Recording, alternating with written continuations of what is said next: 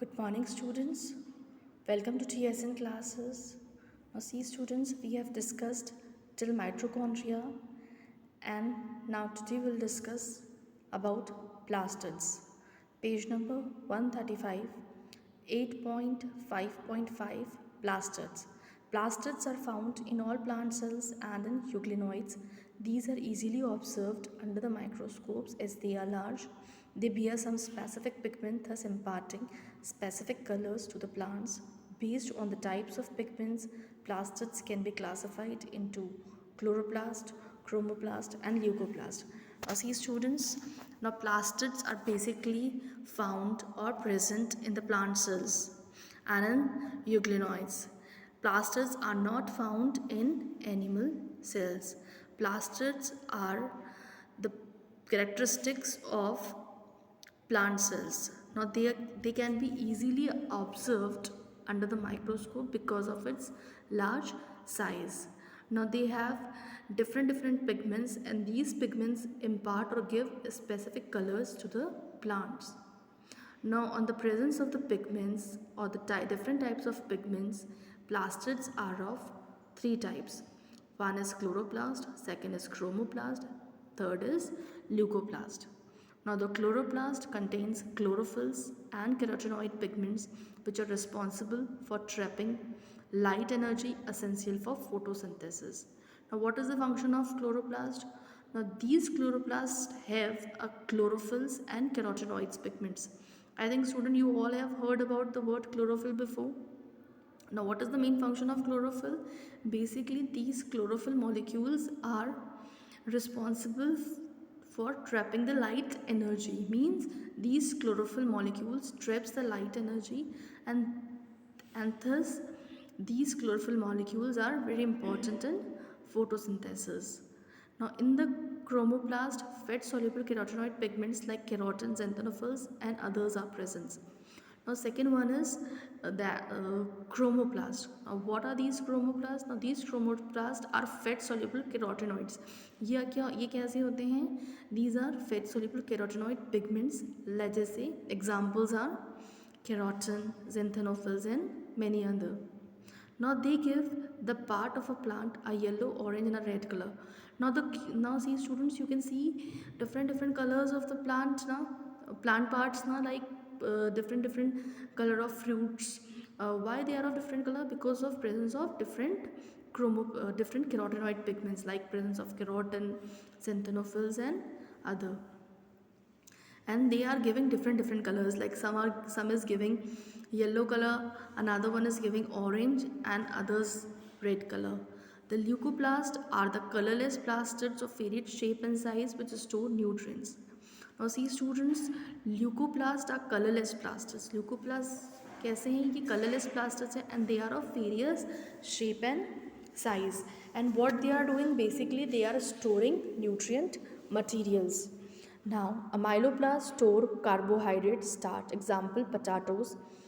Elioplasts store oil and fats, whereas the aleuroplasts store proteins.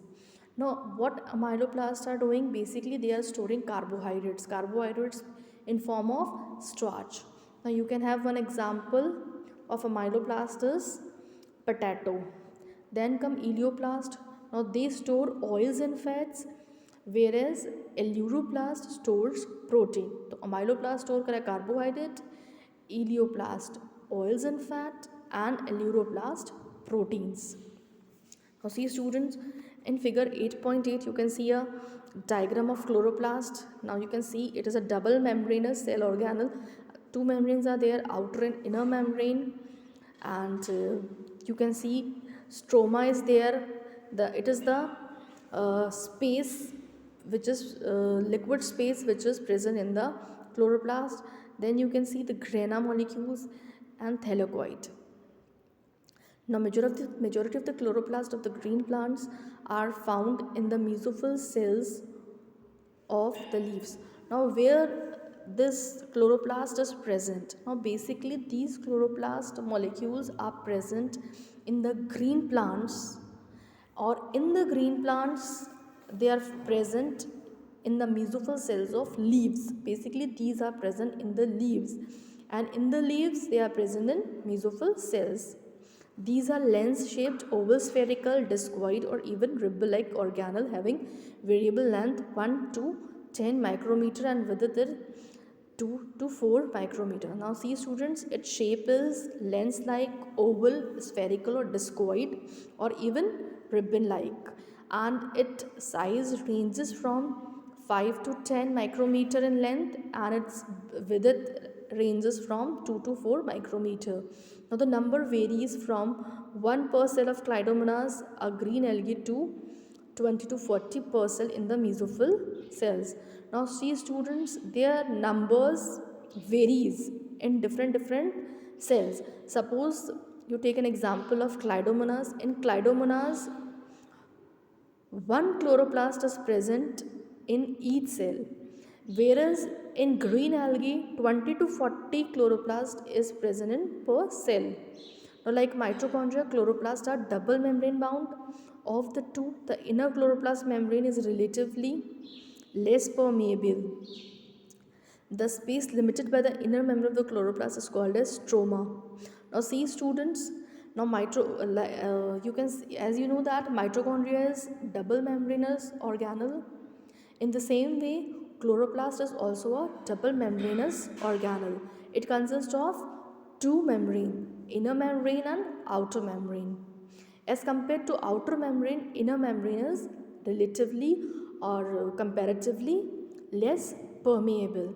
Now the space which is present in the inner membrane of the chloroplast is known as stroma.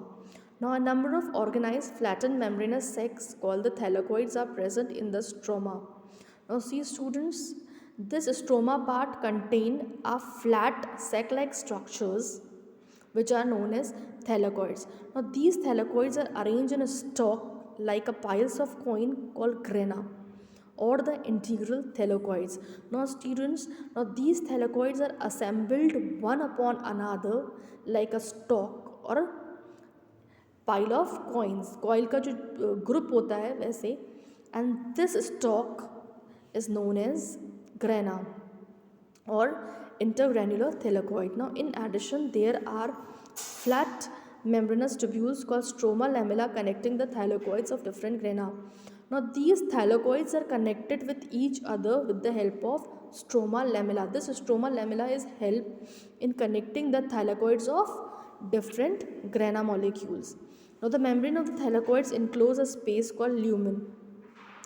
Now the thylakoid have a space, and this space is known as lumen. The stroma of chloroplast contain enzymes required for the synthesis of carbohydrate and protein. Now the stroma part of chloroplast contain many enzymes, and these enzymes are basically needed for the synthesis of carbohydrate and proteins. It also contains small double-stranded circular DNA molecules and ribosomes. Now students, apart from enzymes, it also has double-stranded circular DNA molecules and ribosomes. तो क्या क्या है इसके अंदर?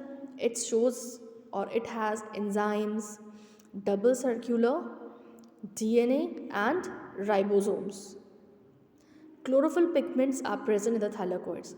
Now you know chloroplast है तो उसमें chlorophyll तो present है. Now where these chlorophyll pigments are present? These chlorophyll pigments are present in the thylakoids. Now the ribosomes of the chloroplast are smaller, 70s, than the cytoplasmic ribosomes, 80s. Now see students, you all know that chloroplast also contain ribosomes, and the ribosomes which is present in the chloroplast is of 70s type. You know students, in the cytoplasm ribosomes are of 80s type. Now next come ribosomes. 8.5.6 ribosomes. Ribosomes are granular structures first observed under the electron microscope as dense particle by George Pallet. They are composed of ribonucleic acid, RNA and protein and are not surrounded by any membrane. See students, ribosomes कैसे होते हैं? What are their structure? Basically these are granular structure, granular form में होते हैं, and they are basically first observed by George Pallet. So who discovered the ribosomes? Ribosomes were discovered by George Pallet. Now इसमें क्या होता है? Basically they are composed of or have ribonucleic acid, that is RNA and protein, and they are non-membranous structures, means ribosomes are not bounded by any membrane. The eukaryotic ribosomes are 80S while the prokaryotic ribosomes are 70S. Each ribosome has two subunits, larger and smaller subunits. Now see students, eukaryotic ribosomes are 80S types and the prokaryotic ribosomes are 70S types. Means अगर eukaryotic cell है तो उसमें that will have 80S type of ribosomes, and if it is prokaryotic type of cell then it has 70S type of ribosomes. Now see student, each ribosome is divided into two subunit. One is large and another one is smaller. The two subunits of 80S ribosomes are 60S and 40S ribosomes, while that of 70S ribosomes are 50S and 30S type. Now see students, you know that ribosomes are again divided into two subunits, larger and smaller units. Now if we talk about 80S ribosomes, it is divided in two parts, that is 60S type and 40S type. Now if we talk about 70S type ribosome, it is divided in two subunits, that is 70S larger unit and 30S smaller unit. Here S Swedberg's unit, and now here S stands for Swedberg's unit for the sedimentation coefficient. It is indirectly a measure of density and size. Now basically ये sediment is Swedberg unit क्या कर रहा है, ये measure कर रहा है density और size को. Now both 70S and 80S ribosomes are composed of two subunits. So we can say that both 70S and 80S ribosomes are divided into two subunits. Now then comes cytoskeleton. 8.5.7 cytoskeleton.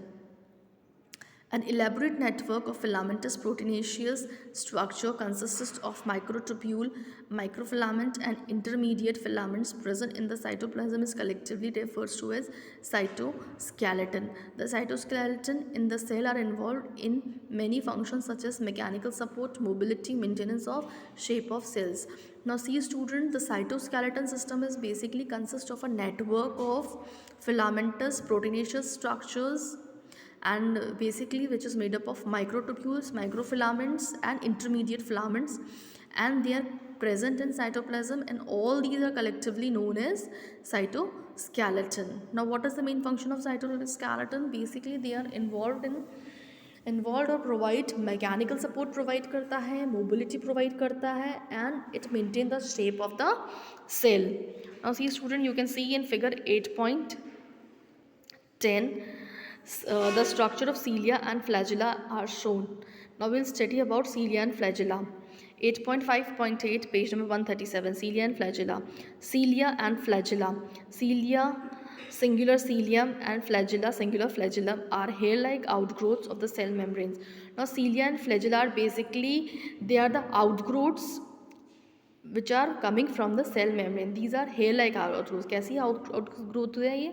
Hair-like outgrowths हैं, and basically they are arising or coming out from the cell membrane. Now cells are small structure which works like, now cilia are small structure which work like oars, causing the movement of either the cell or the surrounding fluid. Now what the cilia is doing, basically these are oar like, ये oar की जैसे होते हैं, and basically they are help in movement में help करते हैं और surrounding fluid में मूवमेंट में हेल्प करते हैं. Now flagella are comparatively longer responsible for cell movement.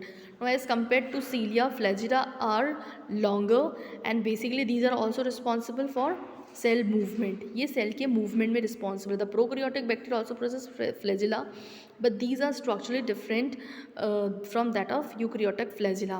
Now students, prokaryotic cells like bacteria also has flagella, but these flagella are different from that of the eukaryotic flagella.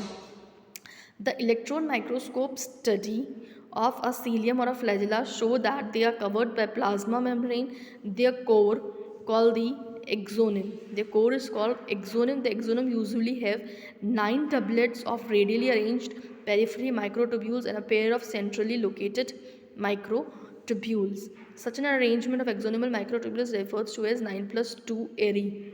Figure 8.12. The central tubules are connected by bridges and is also enclosed by a central sheet. which is connected to one of the tubules to each periphery doublets by a radial spokes. Thus, there are 9 radial spokes. The peripheral doublets are also interconnected by linkers. Both the cilia and flagella emerges from centriole-like structure called basal bodies. Now, see student, basically these cilias. See student, basically these cilia and flagella are shows 9+2 arrangement. कैसा होता है 9+2 arrangement? इसके अंदर periphery side के अंदर they have 9 microtubules and which are in doublets forms. doublets में होते हैं ये microtubules और ये peripheral side में होते हैं, इसके center में होते हैं सेंट्रल माइक्रोट्यूब्यूल्स होते हैं and they are also connected with each other. ठीक है ना. Then these central microtubules are surrounded by central sheet and from the peripheral doublets these radial spokes are given out and in this way these peripheral doublets are also interconnected with each other by linkers. See students, जो central microtubules है वो भी एक दूसरे से connected है और that is surrounded by central sheet, और जो peripheral doublets है that are also connected with each other by linkers. Okay, and now basically the flagella or the cilia is covered by a plasma membrane और उसका जो core part है central part है that is known as exonyma, and basically these exonyma is have a number of microtubules and ठीक है ना, ये number of microtubules होते हैं इसके अंदर. Now then come centrosomes and centrioles. Now centrosome is a organelles usually consisting two cylindrical structure called centrioles. Now centrosome कैसा cell organelle है? बेसिकली इसके अंदर 2 cylindrical structures होते हैं जिन्हें हम centrioles कहते हैं. Now these they are surrounded by amorphous pericentriolar material. Both the centrioles in the centriosome lie perpendicular to each other in which each has an organization like a cartwheel. Now see student, now these centrosomes have 2 cylindrical structure, these are known as centrioles, and these centrioles are surrounded by a pericentriolar material, and these centrioles lie perpendicular to each other and they are basically form a cartwheel like structure. Now they are made up of 9 evenly spaced peripheral fibers of tubulin proteins. Now basically they are also made up of 9 peripheral fibers, and these fibers are made up of tubulin protein. Each of the peripheral fiber is a triplet. Now these peripheral fibers are in a form of triplet. वहाँ पे तो doublet थे, यहाँ triplet है. The adjacent triplet are also linked, and these adjacent triplet जो होते हैं वो भी एक दूसरे से attached होते हैं through linkers.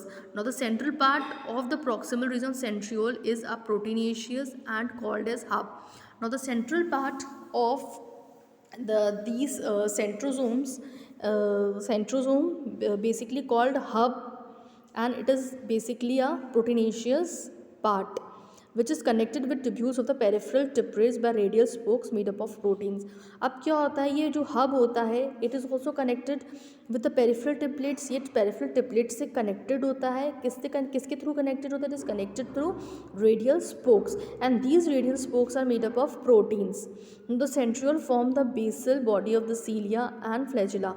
Now basically you all know that cilia and flagella arises from they are basically arises from the basal body, और जो basal body का जो base part है वो कौन बना रहा है? वो centriole का बना हुआ होता है. Now flagella and spindle fibers that give rise to spindle apparatus during cell division and animal cells. और see student, जब animal cells के अंदर cell division होता है तब spindle fibers का formation होता है, and these spindle fibers are formed by spindle apparatus. Okay students, thank you.